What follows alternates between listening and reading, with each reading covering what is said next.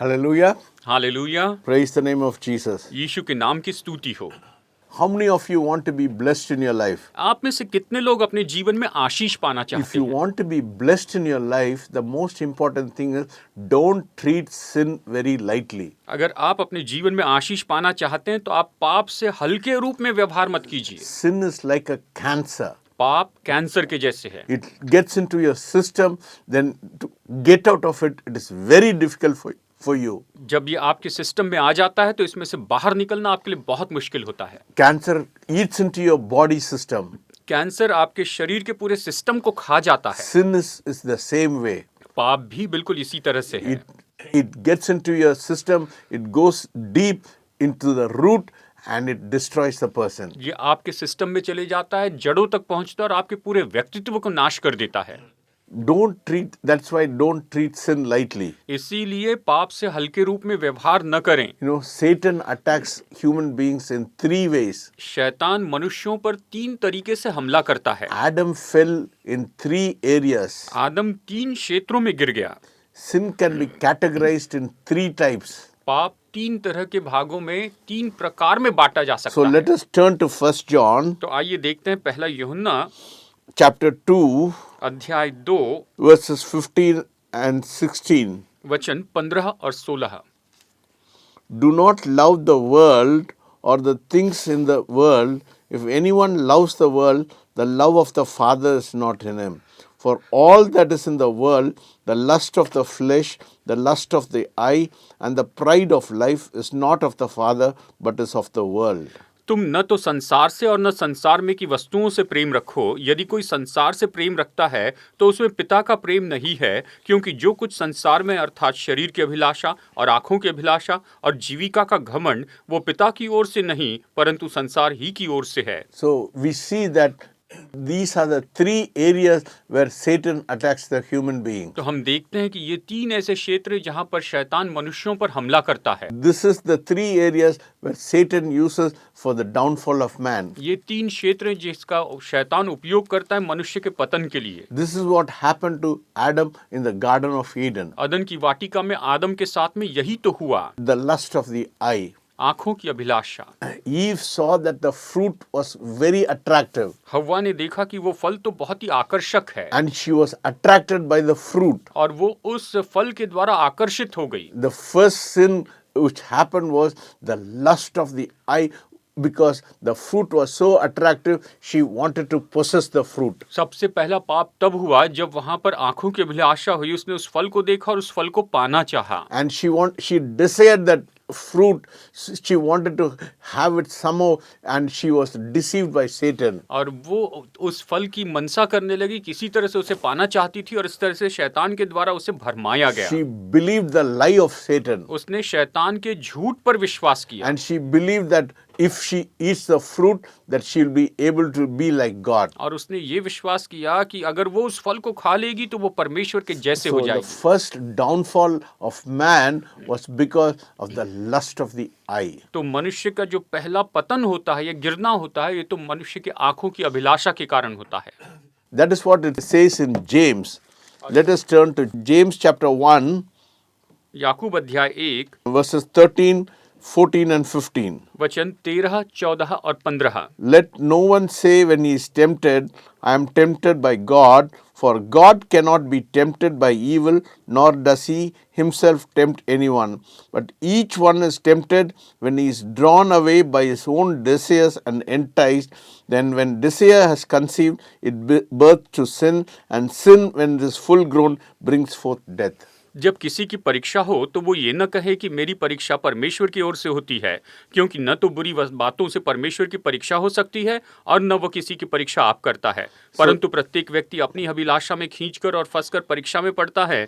फिर अभिलाषा गर्भवती होकर पाप को जनती है और पाप जब बड़ा हो जाता है तो मृत्यु को उत्पन्न करता है। So it is wrong to say God has tempted you, तो परमेश्वर ने आपकी परीक्षा की ये कहना गलत है, because God cannot be tempted by evil. क्योंकि बुराई के द्वारा परमेश्वर की परीक्षा नहीं हो सकती है। Only Satan brings this kind of attraction into our life and brings evil in the form of the lust of the eye in our life. और केवल शैतान ही है जो इस तरह से बुराई के द्वारा हमारे जीवन में परीक्षा लेकर आता है और वही हमारे अंदर आंखों की अभिलाषा लेकर आता है।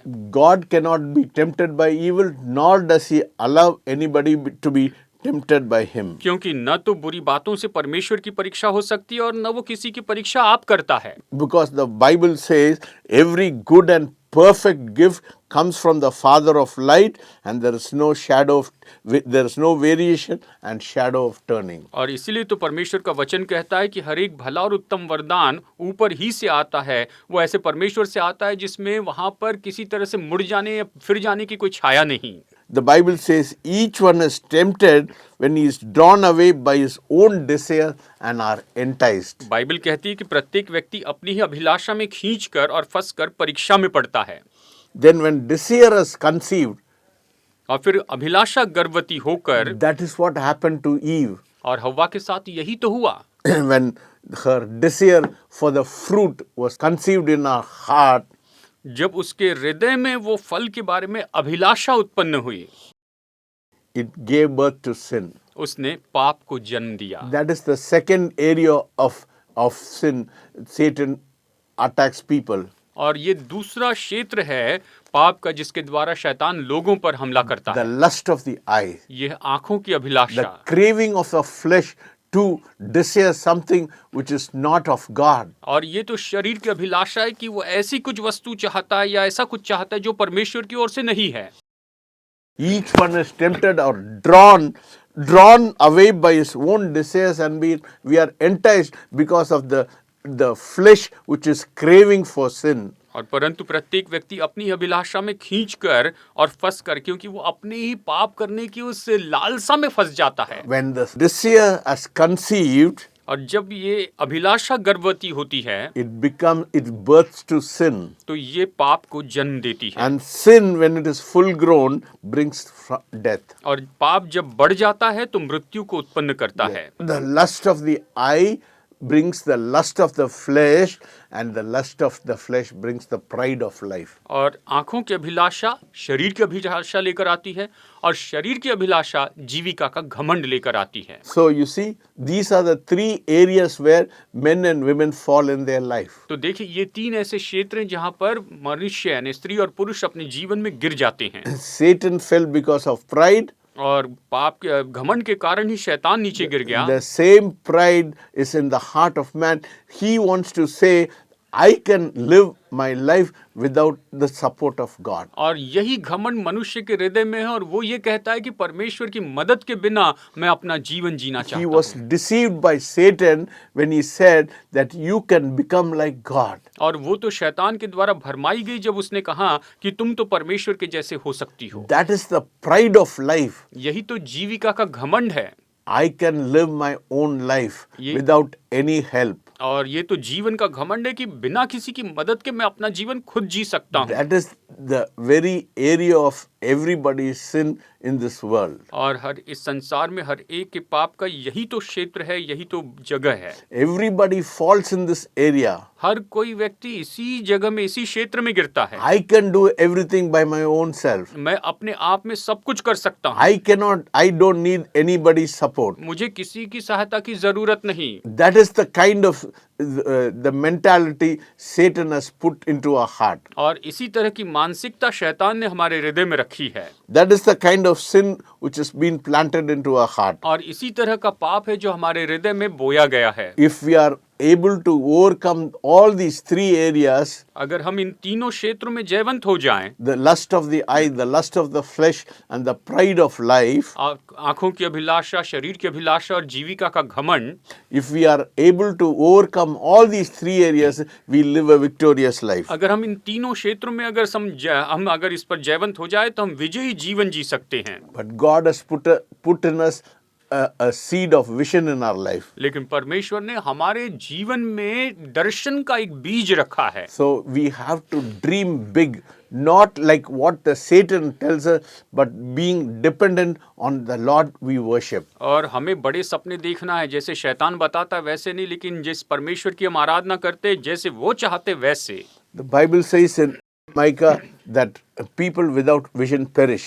बाइबल मीका में ये कहती है कि दर्शन के बिना लोग नाश हो जाते हैं। So God put in us the seed of vision in our heart. तो परमेश्वर ने हमारे हृदय में दर्शन का बीज रखा है। So let us be able to dream big, because the God we worship is a mighty God and is a God of creation and God of big dreams. आइए हम बड़े सपने रखें, क्योंकि जिस परमेश्वर की हम आराधना करते हैं वो तो सृष्टि के परमेश्वर, सृष्टिकर्ता परमेश्वर है और वो बड़े सपने रखते But हैं। unfortunately, we have limited God and tied the hands of God because we have not grown to the expectation which God has given to us. दुर्भाग्यवश ऐसा हो गया कि शैतान ने हमारे हाथों को बांध के रखा है, और हम जैसे परमेश्वर हमसे अपेक्षा करते हैं उसको जानने के लिए, वैसे उस अपेक्षा में हम बढ़े नहीं हैं। We dream with our own understanding of our own nature. हमारे खुद के स्वभाव की, हमारी जो समझ है उसके अनुसार हम बड़े सपने देखते हैं। That is why we limit God. इसीलिए हम परमेश्वर को सीमित कर देते हैं। If we are able to fix our eyes on God अगर हम अपनी आंखें परमेश्वर पर लगा दें and let the eyes of God fall upon our life, और परमेश्वर की आंखें हमारे ऊपर आने दे, then we will not be able to limit God. तो हम परमेश्वर को सीमित नहीं कर पाएंगे। Then we will be able to dream big. तभी हम बड़े सपने देख पाएंगे। We have limited God because of our small dreams. हमारे छोटे सपनों के कारण हमने परमेश्वर को सीमित कर दिया है। God wants us to dream big परमेश्वर चाहते हैं कि हम बड़े सपने देखें, because He has got a great expectation for us. क्योंकि उसने हमारे लिए बड़ी अपेक्षा रखी He है। wants to do great things for us. वो हमारे लिए महान काम करना He चाहते wants to हैं। do great and mighty things for us. वो हमारे लिए महान सामर्थ्य काम करना चाहते The हैं। key for us is to dream big and to obedient to God. और इसके लिए मुख्य कुंजी यह है कि हम बड़े सपने देखें और परमेश्वर के लिए आज्ञाकारी रहें। The key is obedience, and the key to blessing is obedience. और आशीषों के लिए कुंजी तो आज्ञाकारिता है। And how do we be blessed in our life? और हम अपने जीवन में कैसे आशीष पा सकते हैं? When we start blessing others, we'll see a great blessing flowing through our life. जब हम दूसरों को आशीष देने लगते हैं तो हम अपने जीवन में बड़ी आशीष को बहते हुए When you देखते हैं। think big about others, जब आप दूसरों के बारे में बड़ी बात सोचते हैं blessing will flow in your life. तो आपके जीवन में आशीष बहती जाएगी। God wants us to have victory over these three areas in our life, परमेश्वर चाहते हैं कि हम अपने जीवन में इन 3 क्षेत्रों में विजय पाएं। not to be limited by our small thoughts, हमारे छोटे विचारों के द्वारा हम सीमित हो जाए ये but नहीं, we should have the thoughts of God. लेकिन हम में परमेश्वर के विचार होने चाहिए। So many of us have limited God because we have not risen to the potential where God wants us to be. हमने परमेश्वर की नहीं सुनी, क्योंकि जहाँ पर परमेश्वर चाहते थे कि हम उस क्षमता में हो वहां तक हम नहीं पहुंचे। Yes, God wants us to dream big परमेश्वर चाहते हैं कि हम बड़े सपने देखें, because God is a God who wants to do things in a way that is beyond our understanding or our mind can understand. परमेश्वर ऐसे महान काम करना चाहते हैं जो कि हमारी समझ से परे है, जिसे हमारा मन नहीं समझ सकता है। Yes, God wants to do great and mighty things in your life, my friend. मेरे दोस्तों, परमेश्वर आपके जीवन में महान और सामर्थी काम करना चाहते हैं। Two things that God wants us to do in our life. 2 बातें परमेश्वर हमारे जीवन में करना चाहते हैं। Two things that you have to feed your spirit and make it strong. 2 बातें जो आपको आपकी आत्मा को खिलाते रहना है और उसको मजबूत करना है। How can we dream big in our life? हम अपने जीवन में कैसे बड़े सपने देख सकते हैं? Putting the word of God into our life परमेश्वर के वचन को अपने जीवन में रखते हुए and praying in the spirit. और आत्मा में प्रार्थना करने के These द्वारा। are the 2 areas which will help us to be able to dream big. ये वो 2 क्षेत्र हैं जो बड़े सपने देखने में हमारी मदद करते हैं। Because God, as I told you, God has put the seed of vision in our heart. So when you start reading the word, you will know the God you worship is a mighty God. तो जैसे परमेश्वर ने हमारे हृदय में बीज रखे हैं, जैसे हम परमेश्वर के वचन का अध्ययन करेंगे तो उसके बारे में हम प्रकट करते जाएंगे, उसके बारे में और जानेंगे। Yes, when we see that the God we worship is a mighty God, जब हम ये देखते हैं कि जिस परमेश्वर की हम आराधना करते हैं वो तो सामर्थी परमेश्वर हैं, your spiritual height is determined and depends on your great desire that consumes you. आपकी आत्मिक ऊंचाई उस बड़ी इच्छा के ऊपर में होती है जो आपको वहां पर लेकर जाती है, जो आपको चलाती है। The bridge between the flesh and fleshly realm and the spiritual realm is waiting on the presence of God. और शारीरिक क्षेत्र और आत्मिक क्षेत्र के बीच का इन दोनों के बीच का जो पुल है वो तो परमेश्वर की उपस्थिति के लिए राह देखना है। The Bible says, "He that dwells in the secret place of the Most High shall abide in the shadow of the Almighty." Bible कहती है जो परमप्रधान के गुप्त स्थान में छाया, जो परमप्रधान के गुप्त स्थान में रहे वो सर्वशक्तिमान की छाया में ठिकाना पाएगा। How can we dream big, my friend? मेरे दोस्तों, हम कैसे बड़े सपने देख सकते हैं? The key to dreaming big is waiting in the presence of God. बड़े सपने देखने की कुंजी तो परमेश्वर की उपस्थिति में राह देखना है। Moving from the fleshly realm to the spiritual realm. शारीरिक क्षेत्र से निकलकर आत्मिक क्षेत्र में आना है। When you move from the spiritual, from the physical realm to the flesh, from the fleshly realm to the spiritual realm, God will put the seed of vision in your heart. और जब आप शारीरिक क्षेत्र से निकलकर आत्मिक क्षेत्र में आने लगते हैं तब परमेश्वर आपके हृदय में दर्शन का बीज डालते हैं। When you have this, when you are in the spiritual realm, जब आप आत्मिक क्षेत्र में होते हैं you will have the nature of God in your life. तो आपके जीवन में परमेश्वर का स्वभाव होगा। You will not be limited by circumstances or all the things that you see. आप परिस्थिति या फिर जो बातें आप देखते हैं उनके द्वारा सीमित नहीं होंगे। You will have the nature of God. आप में परमेश्वर का स्वभाव होगा। You will be a person who will be able to give. आप तो देने वाले व्यक्ति बनेंगे। Yes, because the Bible Acts, it says it's better to give than to receive. Bible प्रेरितों के काम में कहती है कि लेने से देना भला है। Taking is Satan's mentality. लेना ये तो शैतान की मानसिकता है Giving is God's mentality. और देना ये तो परमेश्वर की मानसिकता है। When God created man, He gave His love to man. और जब परमेश्वर ने मनुष्य को बनाया तो उसने अपना प्रेम मनुष्य को दिया। John 10:10 it says that Jesus have come to give you life in abundance. और यूहन्ना 10:10 ये कहता है कि यीशु जीवन देने के लिए आए और बहुतायत का जीवन देने के लिए आए। But the thief comes to steal, to kill and to destroy. लेकिन चोर चोरी करने, घात करने और नाश करने आता है। So that is the nature of Satan. और यही तो शैतान का स्वभाव है।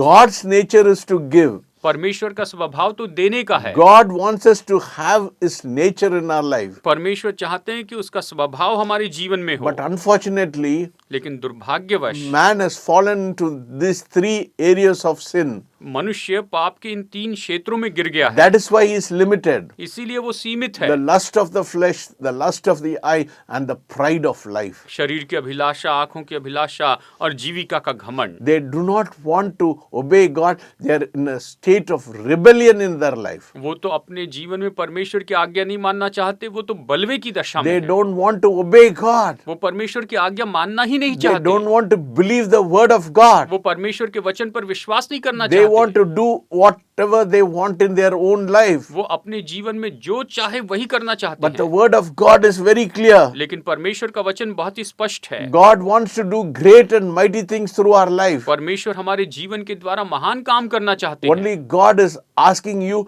to be an instrument in His hands. परमेश्वर आपसे चाहते हैं कि आप उसके हाथों में पात्र हो When जाएं। you are an instrument in the hand of God, आप परमेश्वर के हाथ में जब साधन होते हैं you will be a different person. तो आप एक अलग व्यक्ति You होंगे। will be a different personality. आपका व्यक्तित्व अलग There होगा। will be a mighty change taking place in your life. आपके जीवन में बड़ा बदलाव आएगा। You will be a giver rather than a taker. आप लेने वाले के बजाय देने वाले बनेंगे। You will have the mentality of God. आप में परमेश्वर की मानसिकता होगी। Begging is Satan's mentality. भीख मांगना ये तो शैतान की मानसिकता Giving है। is God's mentality. देना ये तो परमेश्वर की The मानसिकता है। more you give, the more you'll get. और जितना ज्यादा आप देंगे उतना ज्यादा आपको मिलेगा। The God you worship is a God who wants to give you in abundance. परमेश्वर जिसकी हम आराधना करते हैं वो तो आपको बहुतायत से देने चाहते हैं। I've learned this secret early in my life. मेरे जीवन की शुरुआत में ही मैंने ये भेद सीख लिया। When I was just 24 years old, my salary was only 300 rupees. जब मैं 24 साल का था उस समय मेरी तनख्वाह केवल 300 रुपए की थी। And my bonus was only 300 rupees. और मेरा बोनस भी केवल 300 रुपए था। And I went to an orphanage और मैं एक ऑर्फनेज में गया, अनाथाश्रम में गया, and I saw it was the time of Christmas. I saw all these small children. They did not have parents and they were looking up to me with an expectation that I'll be able to bless them. और जब मैं वहाँ पर गया तो मैंने देखा वहाँ पर ऐसे बच्चे हैं जिनके माता पिता नहीं हैं, और जब मैं वहाँ पर गया तो वो मेरी ओर ऐसे अपेक्षा से देखने लगे कि मैं उन्हें कुछ दूंगा।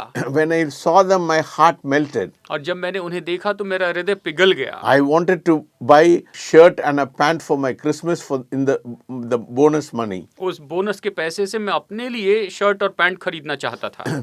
But when I saw those little children, लेकिन जब मैंने उन छोटे बच्चों को देखा, I gave away the money. मैंने वो पैसा दे दिया। I gave it to God as an offering so that the children will be blessed during the Christmas. और मैंने परमेश्वर को भेंट के रूप में दे दिया ताकि वो बच्चे क्रिसमस के समय आशीष पाए। God is not a debtor, my friend. मेरे दोस्तों, परमेश्वर कर्जदार नहीं है। I got a pant from Singapore. I got a shirt from Australia. मुझे सिंगापुर से एक पैंट मिली और ऑस्ट्रेलिया से मुझे एक शर्ट मिली। Every year, हर एक साल for 15 years, 15 साल तक somebody would give me a pant and somebody would give me a shirt during Christmas. Christmas के समय कोई तो मुझे पैंट देता, कोई तो मुझे शर्ट I देता। gave only once to God, मैंने एक बार परमेश्वर को but दिया, God gave me 100-fold blessing. लेकिन परमेश्वर ने मुझे 100 गुना आशीष दी। I started with 300 and I used to give everything to God. और मैंने 300 रुपए से शुरू किया और मैं परमेश्वर को सब कुछ देने लगा। But God blessed because God taught me the key of giving to others. और परमेश्वर ने आशीष दी क्योंकि परमेश्वर ने मुझे दूसरों को देने की कुंजी सिखाई थी। The more I blessed others, जितना ज्यादा मैंने दूसरों को आशीष दी, the more I was blessed. उतना ज्यादा मैं खुद आशीष पाते गया।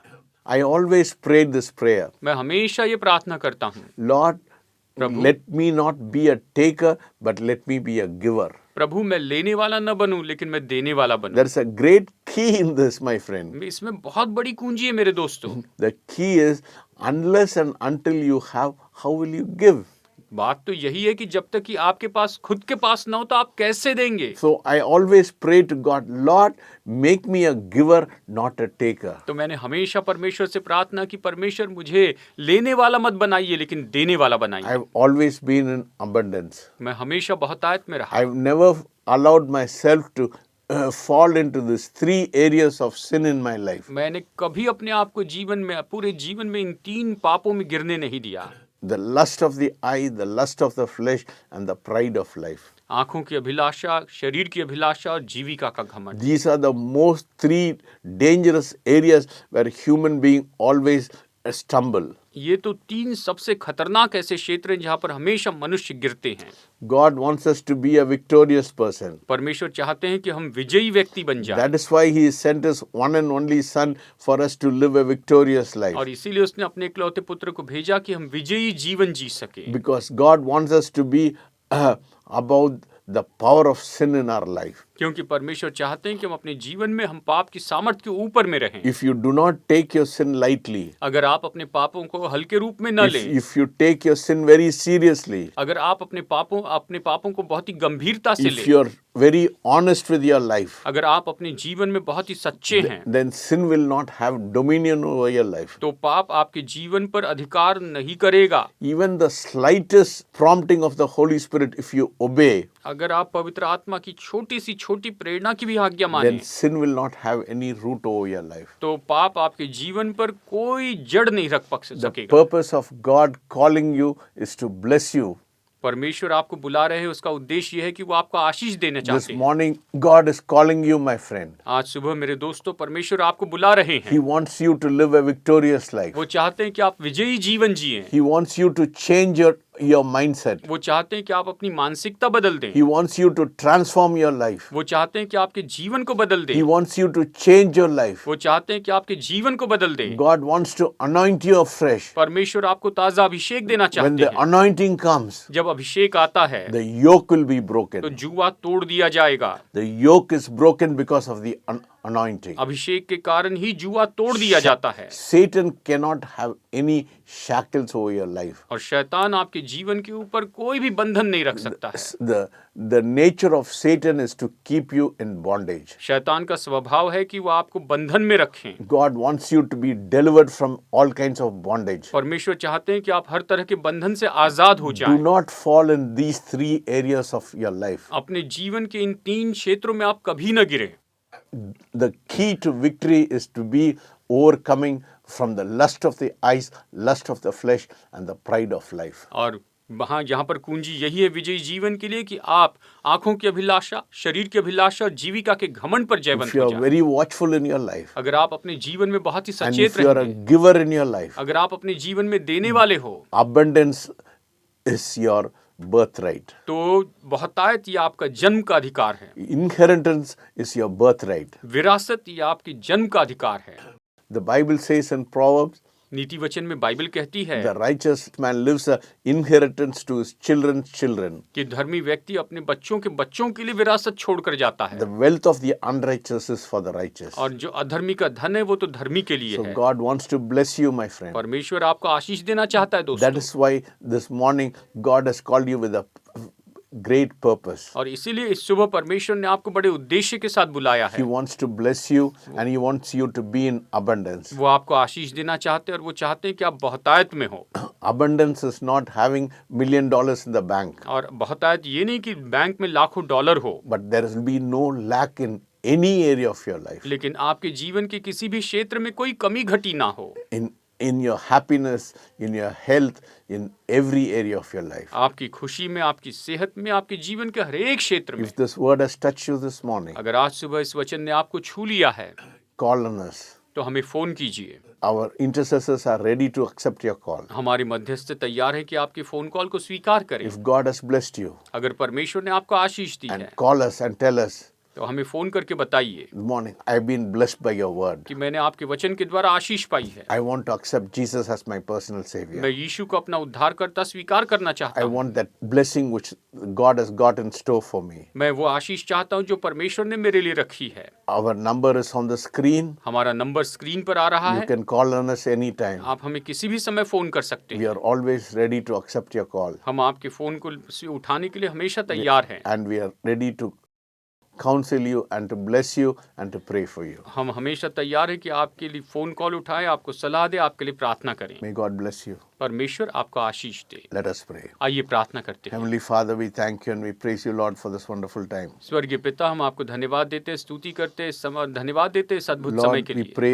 in the name of Jesus पिता प्रभु, हम यीशु के नाम में प्रार्थना करते हैं that every area of our sin may be dealt this morning. कि हमारे जीवन के हर एक पाप का क्षेत्र जो है उससे निपटा जाए। The lust of the eyes, the lust of the flesh, and the pride of life. आंखों की अभिलाषा, शरीर की अभिलाषा, जीविका का घमंड, Give us a victorious life. आप हमें विजयी जीवन दीजिए। Be with us and guide us. हमारे साथ होइए, हमारा मार्गदर्शन कीजिए। In Jesus' name I pray. यीशु के नाम में प्रार्थना करते हैं। May God bless you. प्रभु आपको आशीष दे। Amen. आमीन। To be like Jesus, to be like Jesus, all I ask, to be like Him, all through life's journey.